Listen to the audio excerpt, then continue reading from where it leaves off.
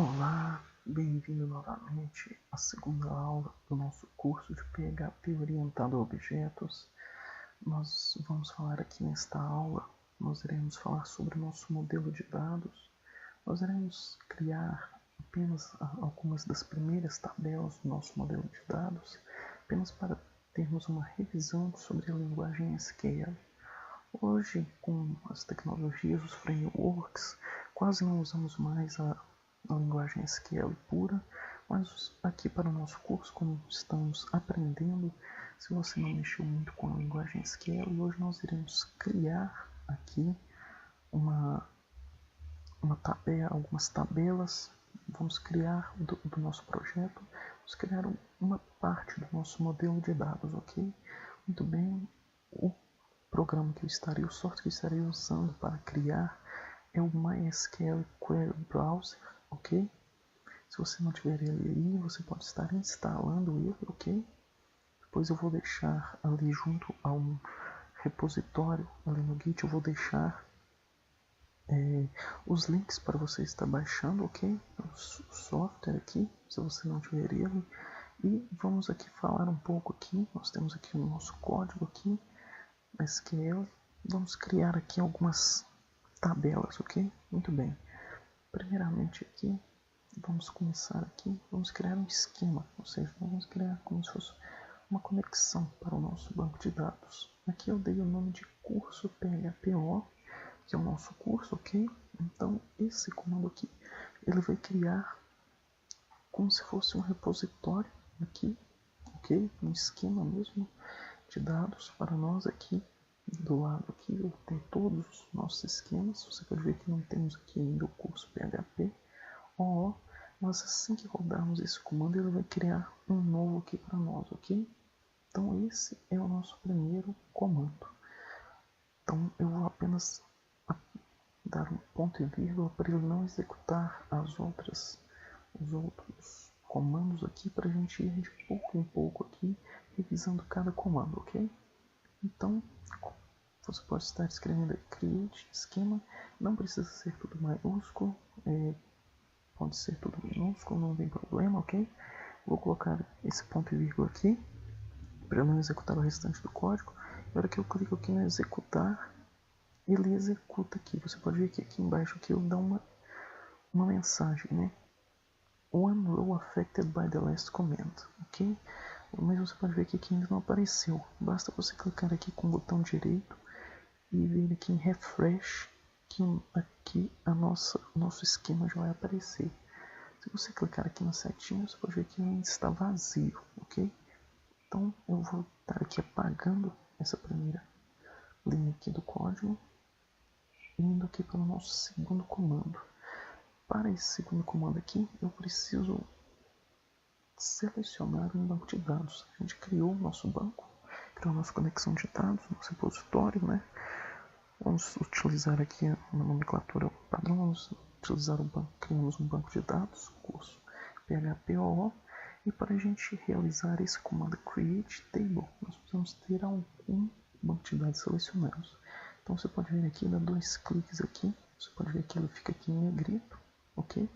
E aqui em cima aqui fala que a nossa conexão está conectada no curso PHPOO, ok? E nós vamos criar aqui a nossa primeira tabela. Nossa primeira tabela vai ser a tabela de funcionários, ok? Aqui também tem um ponto e vírgula aqui para ele não executar o restante do nosso código, certo? E então vamos aqui linha por linha. A primeira linha aqui, create table funcionários. É bem autoexplicativa essa linha. Nós vamos criar uma tabela chamada funcionários, ok? Vamos abrir aqui um parêntese e lá embaixo nós vamos fechar esse parênteses. Eu vou colocar um ponto e vírgula para não executar os comandos posteriores. E dentro desse parênteses aqui nós vamos definir quais vão ser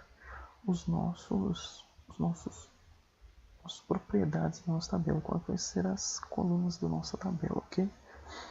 Então aqui na nossa primeira linha, aqui no caso segunda linha, primeira linha da nossa tabela, nós temos aqui o ID, e ele está definido como um inteiro, ok? Esse unsigned aqui, ele faz com que essa ID seja apenas um número positivo ou zero, ou seja, nosso ID nunca pode ser negativo, ok? Esse autoincremente aqui, você já deve ter visto, ele vai incrementando automaticamente para nós, assim que vamos inserindo dados, ele já vai gerar o ID automaticamente, ok? Esse primary key aqui é que fala que a chave primária da nossa tabela é o ID, ok? Então, com essa primeira linha aqui, nós criamos um campo ID, que é um inteiro, que não pode ser negativo, ele é autoincremental, ou seja, ele vai incrementando o seu número automaticamente, o mais que ele faz isso para a gente, e ele é a nossa chave primária, ok?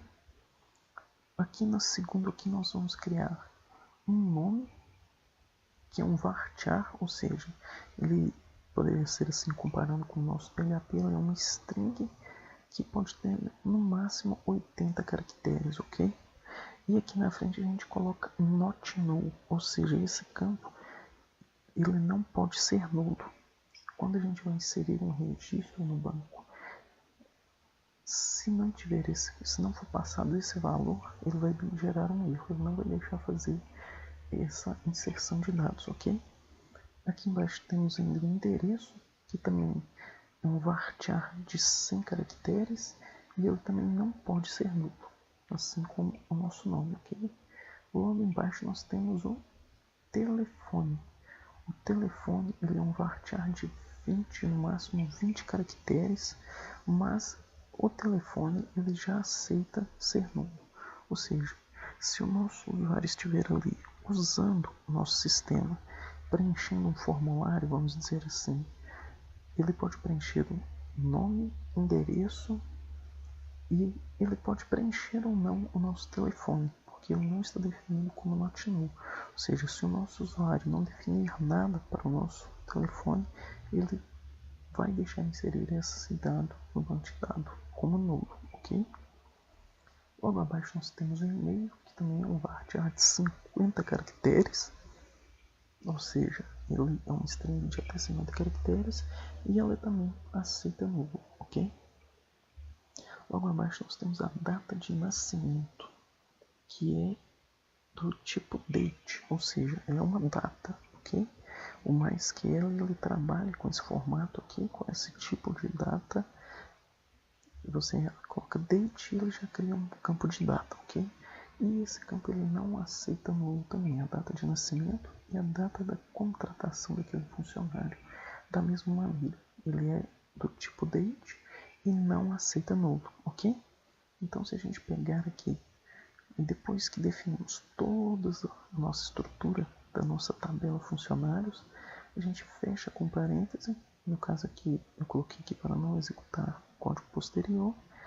Se eu vier aqui executar, você vem aqui embaixo, a query não retornou nenhum resultado, porque não estamos buscando nada, nós estamos criando. Mas se a gente vier aqui, clicar com o botão direito, dar um refresh, você pode ver aqui que é criada a nossa tabela funcionários. Se eu abrir ela aqui, você vai ver que foi criado ID, nome, endereço, telefone, e-mail, data de nascimento e data de contratação, da mesma forma que a gente definiu aqui, ok? Então você pode ver que é bastante simples, bem tranquilo fazer, criar uma tabela, criar um banco de dados, uma tabela é bem fácil, bem tranquilo. Então vamos criar aqui agora a nossa segunda tabela. Agora nós iremos criar a nossa tabela de produtos. A nossa tabela de produtos, ela também vai ter um ID, ok? Que vai ser também insígnia, ou seja, ela não pode ser negativo. Ele também é autoincremental e é a nossa chave primária, ok? Embaixo nós também temos o nome do produto, que não pode ser nulo, e é um varchar de 80 caracteres. E logo abaixo nós temos a descrição. E aqui nós temos um tipo novo, que a gente ainda não tinha trabalhado, que é o text. O text é como se fosse um varchar, só que o varchar aqui, a gente define aqui 80 caracteres. É considerado um campo pequeno, vamos dizer assim. O text é um campo que a gente não tem como definir o tamanho, que pode ser pequeno ou pode ser muito grande. Então a gente não define um tamanho máximo para ele. passa como text, ok? E ele também não vai poder ser nulo, que ele vai ser a descrição do nosso produto, ok? Essa quantidade estoque é um inteiro que não pode ser negativo também e não pode ser nulo. E ele representa a quantidade que temos desse produto em estoque, ok? Por isso ele não pode ser negativo, certo? E logo abaixo nós também temos o valor do produto e temos aqui um outro tipo aqui que ainda não tínhamos trabalhado, que é o decimal. O decimal, quando a gente define ele, nós temos que colocar entre parênteses dois números separados por vírgula. O primeiro número aqui fala quantos dígitos vai ter. Esse número pode ter antes da nossa vírgula. Ou seja, por exemplo, como eu defini aqui 4, nós podemos ter até o valor 9.999, ok? Se eu colocasse aqui 2, por exemplo, o máximo que poderia ter aqui era 99. A gente não poderia ter um valor 100, porque ele já ultrapassaria aqui. Por isso eu coloquei aqui 4. Vamos ter 4, no máximo 4 dígitos antes da vírgula, e depois da vírgula nós vamos ter no máximo 2 dígitos, ok? Antes aqui da vírgula é quantos dígitos vamos ter antes e quantos dígitos vamos ter depois da vírgula, ou seja, as casas decimais, ok? Como é um valor, nós vamos definir apenas como 2, ok? Então, se eu executar aqui, ele vai me dar aqui que não retornou nenhum resultado, porém se eu vier aqui e atualizar, ele já cria a nossa tabela de produtos. Se eu entrar aqui, você pode ver que criou o ID, nome, descrição, quantidade de estoque e valor, ok? Muito bem, nessa aula nós vamos estar parando por aqui, ok? Esse não vai ser o nosso banco de dados completo, é apenas o começo da nossa modelagem de dados para a gente voltar ao PHP para definir as nossas classes, ok? Nós vamos estar fazendo isso na próxima aula, já definindo as classes para essas nossas duas tabelas do banco de dados, e também vamos aprender a fazer a conexão com o banco de dados na próxima aula, ok? Então nessa aula aqui nós começamos o nosso modelo de dados. Quando o curso estiver mais à frente, que já estivermos evoluindo a nossa aplicação, nós teremos de voltar aqui no MySQL Query Browser e aumentar, adicionar mais tabelas, adicionar relacionamentos entre essas tabelas, mas eu não quero passar na frente, pular para essa parte ainda. Nós ainda vamos continuar na próxima aula o nosso modelo no PHP, como você pode estar vendo aqui, tem a nossa classe aqui, ok? Nós vamos estar na próxima aula definindo as nossas classes com base no nosso banco de dados e fazendo a conexão com o banco, ok? Muito bem, espero que você tenha gostado. Vou estar disponibilizando o código aqui, mas o código SQL para você ali no nosso repositório no GitHub, ok? Não esqueça de comentar o vídeo. Se você tiver alguma dúvida, nos mande um e-mail, poste na nossa página no Facebook, no Google+. Não esqueça também de curtir a nossa página no Facebook. E qualquer coisa pode estar entrando comigo, que eu estarei ajudando a resolver as dúvidas, ok? E até a próxima aula.